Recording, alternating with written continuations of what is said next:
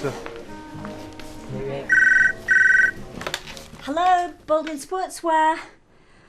Oh, yes, hello, Mr. Saunders. No, I'm expecting him at any time, though. Yeah, I'll get him to give you a ring. All right, thank you. Bye. Hi, Sally.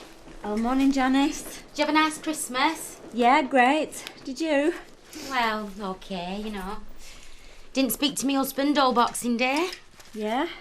After what he called me mum Christmas Day. Mind you, he's right. Cheers. I'm sorry, Janice. I'm going to have to catch up on all the gossip later. Only I don't want Mr. Baldwin walking in and finding some excuse to give us all a stern lecture, OK? It's going to take me all my time to get through this post, let alone anything else. Your machine's blinking. What? Oh, it's just going to have to wait. Now, can you tell Ida to get all the girls going? She's not here yet. Someone said they think she's got the flu. Oh, well, that's smashing, that, isn't it? She's had all Christmas and New Year to get flu in, but what does she do? She gets poorly and works time. Oh, heard Baldwin talking then. Anyway, thanks for coming. Oh, where's the panic? You sounded really worked up on the phone. Yeah, well, I got a letter this morning that set a date for the court hearing for Daniel. It's the end of the month. Is that it? Honestly, Ken, you made it sound like it was life or death on the phone. I should be at work, you know, I'm opening up. Yeah, I know, I'm sorry. I shouldn't expect you to see things quite the way I do. But when you say I make it sound like life and death, well, I mean, for Daniel, it is, isn't it? It's his childhood that we're talking about. Anyway, I now know exactly how long I've got to get my case together. I'm not sure what you think you can do in court, Ken. Or what you can say exactly that'll make them take Daniel away from his mother. Well, I've got to get them to see that she's not a fit person to bring him up, and that's what I intend to do. Now, as soon as school finishes today, I'm off to see Alison. Alison? Yeah, Denise's sister. Oh, yeah, right, I'm with you. I mean, Denise took her own sister's husband away from her. She knows exactly what Denise is, and I want the court to hear everything that she's got to say. And Fiona, she knows what Denise is with all her squalid little games and the way she walked away from Daniel. So, anyway, I want to have a council of war here tonight at about 5:30. You'll be here, won't you? Me? What use am I to you? Oh, more than you think. A lot more. I'm relying on you, Deirdre, to help me through all this. You know, help me get my case together. Tell me when I'm talking sense and when I'm not. Well, if you're sure you want to hear it. If you're ready for the off, I'll drop you at the cafe. I shall be another 10 minutes. Oh, well, I can't hang on for you. I promised Mr. Wonderful that I'd pick him up at his hotel. By Mr. Wonderful, I take it you mean Stephen Reed. Oh, give the lady a coconut. Are you going to be entertaining him this visit? I only ask because if you are asking him back for dinner, anything, I just need a little warning. Okay? I don't think so, darling. The less you see of him, the better, eh? It doesn't bother me now, I've told you. I know you have, my darling, but I think we stick to business. I mean, it's tricky enough dealing with the guy as it is. We don't want to complicate things, and I wouldn't like to embarrass anyone as sensitive as him, would I? Jamie, I'll not tell you again. Get down these stairs this minute. Here, has he had any breakfast? Oh, it's no time for breakfast. There's no tea in this pot. He should eat something and eat his breakfast. Same as me. I need me breakfast. Jamie, will you be a good lad and get ready for school? You're going to be late. Yeah, we're going to have to do without me, won't we? Have you had a wash this morning? Yes. I don't believe you, and you've definitely not combed your hair now. Come here. Oh, I'm starving. Look, I said he'd be hungry. Here, there's a piece of toast there, No, Jamie. don't give him lad. that. It's yesterday's that. I found that in bed this morning. You better not eat that then, Jamie, love. There you go. Now, if you did as you were told and got up in the morning, you'd have time for breakfast. Here, have a mug of milk. Morning. Morning, Betty. Love. Morning, Betty, love. Hey, what's it like outside? Freezing. And there's him here, going out with no inside him. Got shut of the crutches, I see. Aye. Oh. Right, come on. And I'm coming with you. Make sure you get to school. I know you. Yes, hey, and no wagging it or else. No pigeons. I'm starving. I'll be dead by dinner time and nobody will flaming care. All right, I'll see if we can get you a bag of crisps. Is that all right, Vera? Of course it is, love. We're not to a bag of crisps. See you, Jamie. Right, I'll not be long. And when I get back, I'll give you a lift with that hot pot, Betty. Right. Go on. Probably just the one bag, you know. Yeah. She's always diving into them crisps. And the scratchings, too. Oh, stop moaning, man. Moan, moan, moan. Whinge, whinge, whinge. Look, I'm sick of it. Excuse me. Would you mind telling her I don't want to lift with the hot pot, thank you very much? Oh, she's only trying to be helpful. She's very willing. Willing she might be, but she doesn't peel potatoes proper. Well, not what I call proper. All adds up, you know. Bag here, bag there. Look, anyway, am I going to get my breakfast or what? Do you want a straight answer? No! My son Stephen. He's over from Canada again. Mind you, he's always on the move. Japan, Australia, everywhere. But despite being successful, you know, he always notices if you've made the effort. Morning. Hiya. I've done your quote for the work. It's all in there, materials, time, everything. Right, thanks. And if it still suits you, we'd be able to make a start Sunday if that's what you want. Right, I'll get back to you. Okay. See ya. See you later on. Oh, you having some work done then, love? Yeah, I'm just making a few changes, you know, the wash basin's in the wrong place. Oh, lovely, right. Mind you, it's costly, that. But there again, you see, I mean, you and me, after thinking pounds and pence, Stephen has to think in millions. He's so kind-hearted. Let's face it, there's quite a few round here who'd be out of a job if it wasn't for him. I mean, all them girls that work at Mike Baldwin's factory, they're only in work because of our Stephen. Morning, Don, lad. Oh, hey, just wanted this here. Hey, me breakfast. There you go, you're looking a little bit posh. Where are you going? Yeah, well, I'm in court this morning. Oh, right. Thought it might help if I looked a bit respectable, like. Aye. Who's your solicitor? I haven't got one, mate. Can't afford one. Aye, aye. So what are they doing you for? Driving under the influence, are they? Drunk in charge of a motor vehicle. I mean, that's all. I didn't hit anybody or anything. Ah, well, best of luck, cock. Right, Hey, you're not driving in, eh? yeah, of course I am. Wouldn't if I were you. Who's going to drive it back for you?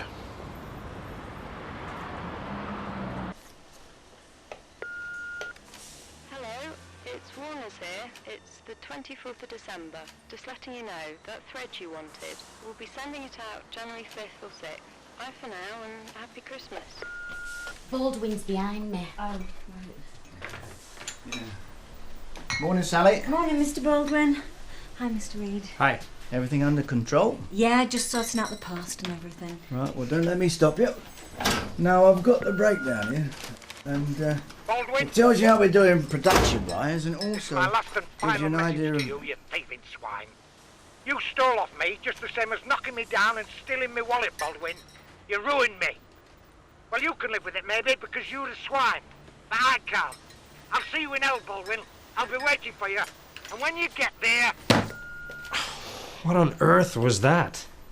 Oh, it's just, Was that Dan Brennan? Yeah, like I said, the local nutter, Drink. You see, Drink makes him funny. Sure as hell doesn't sound funny to me.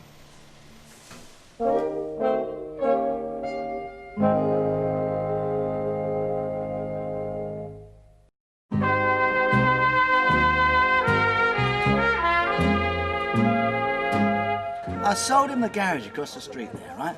That's down to you, that was. Because when I was tooling up for Quebec, I needed all the cash I could muster, so I put the garage up for sale. Okay, sure, but why does he make out you stole from him? Because he's a nutter. I sold him that garage at a fair price. Well, he doesn't seem to think so. He's a drunk. He's incompetent.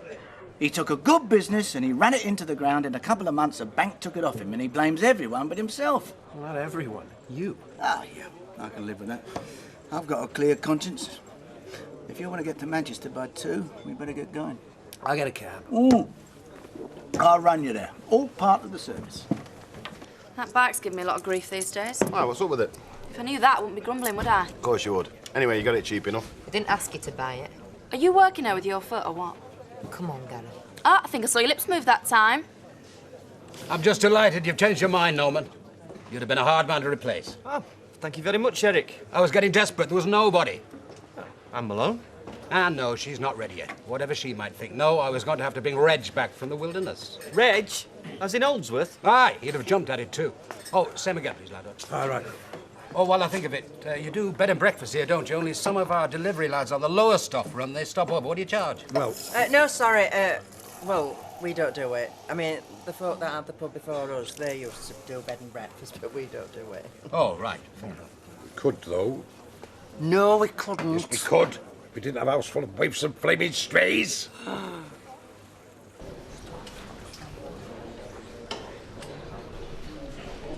Right there. Tony doesn't tell me anymore. Is your devout admirer here, Fraser Henderson? Is he here? Point him out to me. No, he's not here. Oh, I see. There's Steve. Just keep it peaceful, okay? Yes, all right. Right, son, how are you? All right. Hi, Steve, you okay? Yeah, surviving. So, what's happened then? Has somebody died or something? And you two in here together? No, we wanted to talk to you together, just so that you know we both think the same. Look, we understand that you've been keeping pretty close company with Malcolm Fox, all right? Yeah, well, it's not exactly the Saturday morning club, Dad. You know, you don't have a choice of who you mix I with. know that. I don't mean that, Stephen, all right? I mean, look, you've been seen together, like, you know, heads down, deep in conversation, you know, dead friendly. Thick as thieves, though your dad's too polite to say it. Well, you've been hearing wrong then, haven't you? Yeah, well, I hope so, Stephen. Because in case I have to remind you, it was because of that wee lad you're in here. Now, don't forget that. I'm telling you, the only thing he'll bring you is trouble, so he will. Well, look, whoever's told you, they're talking a load of rubbish. It was Fraser Henderson, wasn't it? He told you. I'm right, ain't I? What does it matter who told us? What matters is Well, that... of course it matters. I mean, do you think I'm stupid? Tell you what, standing here, what is stupid is you taking in whatever Fraser Henderson tells you, believing everything he says. So, what you're saying is that he's lying? And why would he do that? Well, think about it. He can't exactly take you to the pictures, can he? So he has to do his courting in here, doesn't he? He tells you he's the man to be looking after me, and you fall for it. Don't you speak to me like that. Well, I'm sick of it. You better ask yourselves who you believe, me or Henderson. So, lad, how did it... Banned, 18 months, 400 quid fine on top of that. Yeah, you know, anybody wants to buy a car, no use to me, is it? I'm finished, out of work now on top of everything else. I don't know what to say. Fancy a pint on the house. Same again, girls? Yeah, go on. Well, bad enough for just being here. Now she's living next door. Gary practically slavers every time he sees her. If you ask me, your mistake was falling out with her. Oh, what am I supposed to do? Say, here's Gary, help yourself. Oh, but you've got to box clever. If you and her were pally, well, Gary'd be too frightened to try out, wouldn't he? Would he? In case she told you. I don't know. I'll think about it. I'll give you an hand with that bike, if you like. I wish you would, because it's got me baffled. But no song and dance about it, eh? When the wife's out at work, OK? Okay. Not much doing, is there? Say that again. It's shocking. Yeah, well, you can see to this lot. I'm going to put my feet up. There's more going out than there is coming in. It's all pay out, pay out. Not to mention what Trisha and Jamie take out. Don't start. Luke, it's not just me. The staff have had a sickener. She's always under Betty's feet. She's driving Samantha potty. Look, the girl's having your grandchild. Yes, I know about it, but tell me this, eh? Why is she still here when she's got home of her own to go to? Some people just cannot see when they're not wanted. Here you go through. Fiona's just arrived. Hello, Fiona. Did you see Alison? Yes, I saw Alison. That's Denise's sister. Yeah, I've met her. Bad news, I'm afraid. She's not going to help me. Oh, she can't be on Denise's side, surely. I mean, Denise took her husband off her. No, she hates Denise, but, well, Alison is just a nervous wreck. I mean, just to see her, it was a shock. She's on pills, in a terrible state, and she flatly refuses to see Denise in or out of a law court. Oh, Ken. You were counting on her. Yeah, I was. You know, Denise ruined her life. Well, she's not going to do that to Daniel. Anyway, Fiona, you see how I need your help even more now. I'm not quite sure how I can help. Well, you can help a lot. You saw the way she wrecked her sister's marriage. You saw the way she walked away from Daniel so she could go off with a lover. You're a vital witness. Ken, I've been thinking about what you've asked me to do. You know, go to court and speak for you. Oh, Fiona, you said you would. And what you saw shows that Denise isn't fit to have him. Look, Ken, I'm sorry. I know how you see Denise, and I understand that. I am not trying to defend her, but she gave me a job. She trained me up. Yeah, but that's got nothing to do with the issue here. And when she walked out on you, she sold me the salon, which she didn't have to do. She could have probably got a lot more for it. I can't just stand up and kick her in the teeth. I can't do it. Sorry.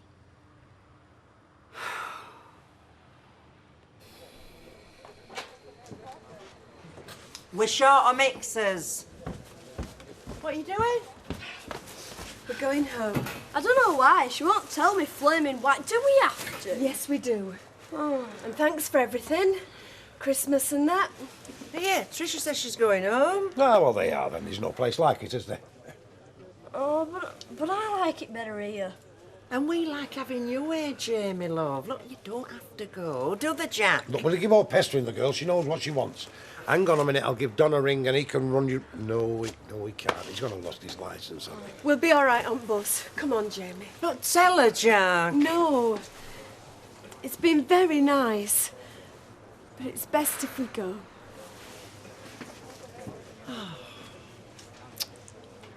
OK, Mike, we know he wasn't thinking straight. Well, he was thinking straight enough to try and do me a lot of damage. You didn't hear the tape. Here.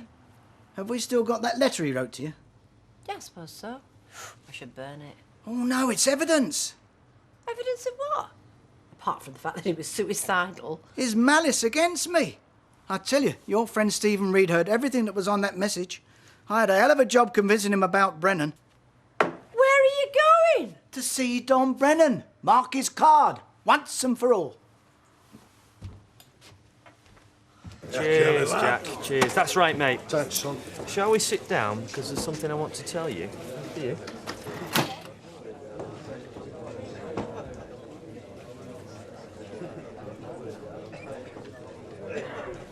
Go on, then. You think that you should be managing that store, don't you, if Aunt had come back? I do, as a matter of fact, yes. Well, you're wrong. Eric was talking to me this afternoon and he doesn't think you've got enough experience yet. Oh, I see. And you would never believe who he was going to put in above you. Only a Reg Holdsworth. You're kidding. No, I'm not. Can you imagine that? Hmm? You under Reg Holdsworth for a month, you'd be white-haired. So I think you owe me a favour. Yeah, OK, you'll get a drink. A bottle at least.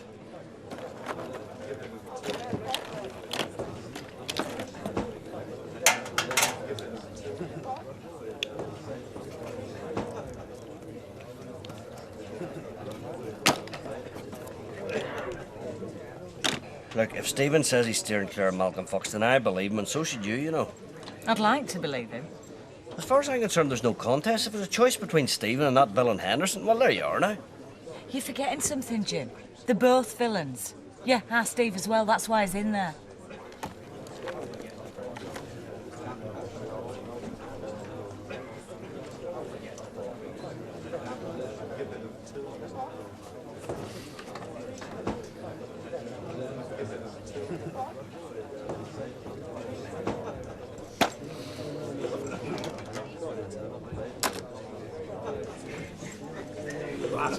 I'll get these. So, Stephen, Scotch? Yeah, thanks. Oh, look at this. Scotch then, yeah? Scotch. Bitter, please. Scotch and white wine as well.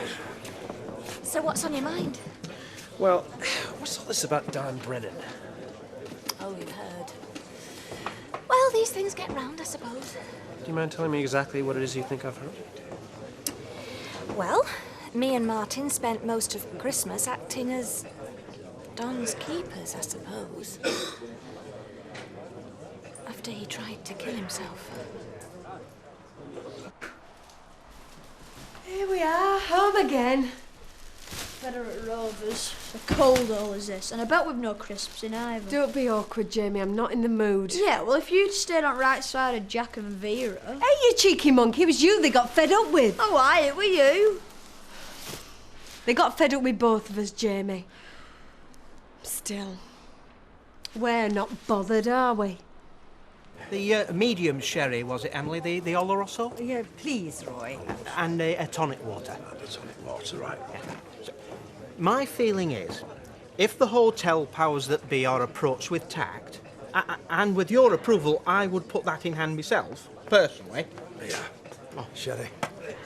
And Tonic water, please. Yeah, as I say, with tact, I think we could get cooperation for a similar appeal point to this in the hotel foyer. Well, that would be splendid. This hotel I work for, you see, it's a chain, very keen to establish a caring image. Talking of image, Mr. Duckworth, may I ask you where you got those spectacles? What spectacles? The ones you're wearing. I happen to recognise them. They were donated to our appeal by Mr. Crawshaw in Nightingale Terrace, and it was his belief that they would go to some needy person in the third world. What have you been doing now? Note. Did you or did you not take that pair of glasses from the charity box? Well, yes, but... Well, you rat! First you're chucking a pregnant woman out onto the street, and now you're stealing from a charity box. Now look here. I did not take them, I exchanged them, and that is fair. Nobody's worse off. These are yours, I believe, Mr. Duckworth. You see how it's like I said, isn't it? One pair out, one pair in. Now, come on, what's wrong with that? Mr. Duckworth, there are needy people in the world who are glad of our society's cast-offs. They do not want our rubbish. Do you know you ought to be ashamed of yourself? Right. That's the way you feel. Right, you can have your glasses back, yeah. And I'll have mine. No wrong with them. They'll last me a few years, yet they will. Oh, no, they won't. I'm sick of the sight of them. What are you doing, woman? First thing tomorrow, you get to that optician's and you get yourself a new pair. But he seems to blame Mike Baldwin for his troubles. Why? Well, that's how Don is. It's always got to be somebody else's fault. I mean, look at the trouble we had when Ivy gave that house to Nicky. Well, yeah, that's true. But, I mean, Mike did try to trick Don over the garage. He tricked him? How? Well, you know Don's girlfriend, Josie, who left him? Well, she used to work for Mike. And Mike arranged it so she saw a false valuation of the garage. So Don thought he was putting one over on Mike, which is exactly what he was supposed to think. I don't know. I mean, I don't think he's entitled to point the finger myself, because don't forget, he asked Nicky to put that money in for the garage. Yep, that's true. It's a can of worms. But whatever way you look at it, what Don's telling anyone who's willing to listen sure makes Mike Baldwin look sleazy.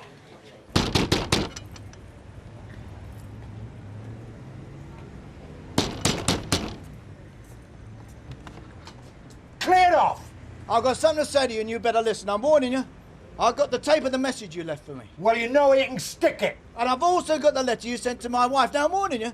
Any more slander and the tape and the letter will be in the hands of my solicitor. Fine, go ahead. What more can you do to me, Baldwin? You've had all my money off me. There's no else to take. Well, I'm warning you.